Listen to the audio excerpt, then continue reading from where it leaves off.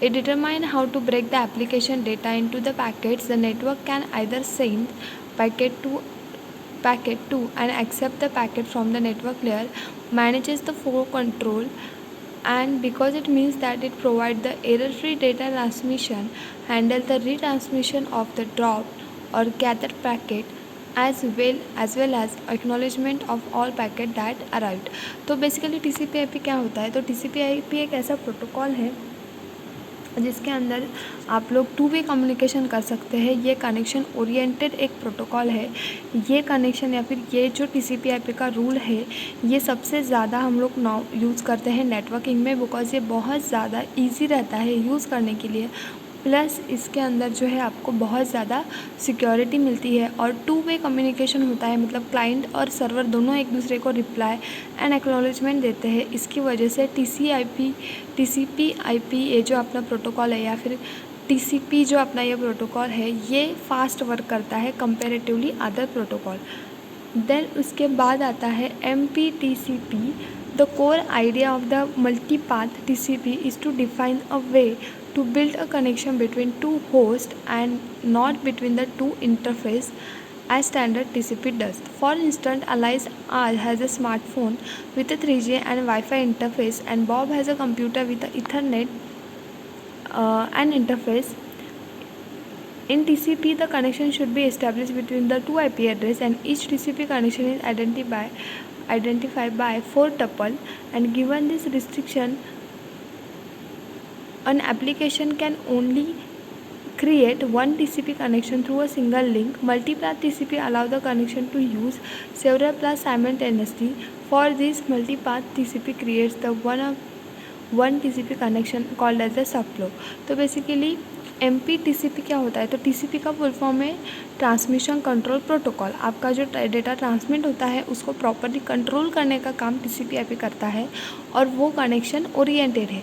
Then उसका जो next version है विच इज़ MPTCP। MPTCP का फुल फॉर्म है मल्टीपाथ TCP। ओके, मल्टीपाथ यानी एट अ टाइम आप लोग मल्टीपल होस्ट के साथ जो है कनेक्शन करते हो। अभी तक आपने जो रूल्स देखे उसमें जब कनेक्शन होता है तो वो क्लाइंट एंड सर्वर के बीच में कम्युनिकेशन होता है।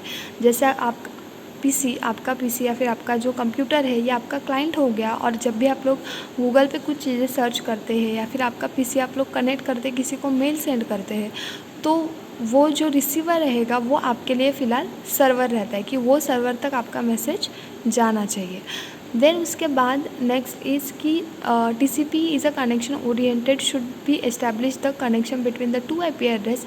Each TCP connection identify bye a 4 table, and given this restriction, an application can only create one TCP connection through a single link.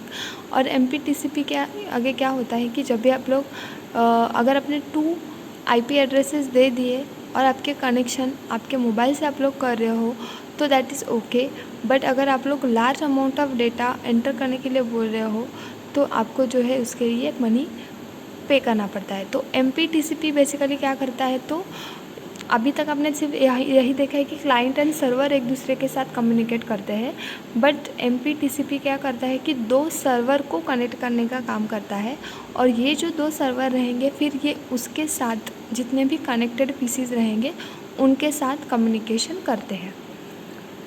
तो यही है उसके डायग्राम, देख सकते हैं आप लोग। यहाँ पे है बॉब अलाइस, और इन दोनों के बीच में जो है हमेशा कम्युनिकेशन होता रहता है। ये जो है पुराने वर्जन्स यूज़ कर रही है 3G एंड वाईफाई के, एंड ये जो है पुराने वर्जन्स का थोड़ा एडवांस वाला पार्ट यूज़ कर रहा है। तो इससे क्या होता है कि जब भी आप लोग इंक्रिप्शन के लिए जाते हो या फिर आप लोग सिक्योरिटी के लिए जाते हैं तो उस टाइम पे जो है आपको RPL हेल्प करता है। और उसी वजह से या फिर उसी वे में अगर आप लोग सोचोगे कि मुझे फ़ास्ट भी वर्क करना है, मेरा डेटा बहुत फास्ट ट्रांसमिट होके मुझे एक्नॉलेजमेंट मिले, तो आप लोग वहाँ पे TCP/IP का यूज़ करते हो। देन MPTP क्या करता है कि यहाँ तक आप लोग क्लाइंट एंड सर्वर को कनेक्शन करते थे, MPTP आपके 2 सर्वर को कनेक्ट करके फिर आपका जो भी कम्युनिकेशन रहेगा उसको इस्टेब्लिश करने का काम करता है। Then next is UDP. UDP is a user datagram protocol. It is an alternative communication protocol to transmission control protocol, used primarily for establishing low latency and loss tolerant connection between the application on the networking या फिर internet. सो UDP का full form है user datagram protocol. ये one way communication करता है और ये connection less communication है. तो कनेक्शन लेस मीन्स व्हाट, कि जहाँ पे आप लोग एज अ सेंडर किसी को अगर मैसेज सेंड करते हो तो उसको रिसीव होने के बाद वो आपको एक्नॉलेजमेंट नहीं देता या फिर कोई भी फीडबैक नहीं देता है. तो इससे हम लोग यूडीपी रूल्स में फॉलो करते हैं. और this is the alternative way for the communication. अगर आप लोग टीसीपी नहीं यूज़ कर सकते तो you can use UDP protocol. UDP is an ideal protocol for network application in which perceived latency in a critical such as the gaming and voice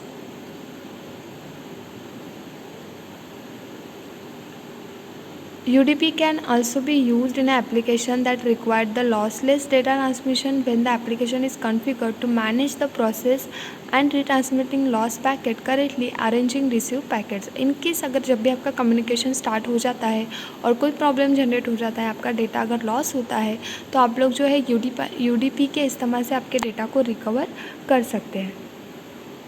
then next is DCCP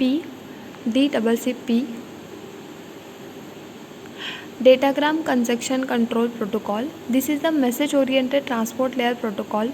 DCCP implements the reliable connection setup, tear down and explicit congestion notification and congestion control and feature negotiation. DCCP provides a way to gain access to congestion control mechanism without having to implement them at the application layer. It allows for the flow-based semantic like transmission control protocol but does not provide the reliable order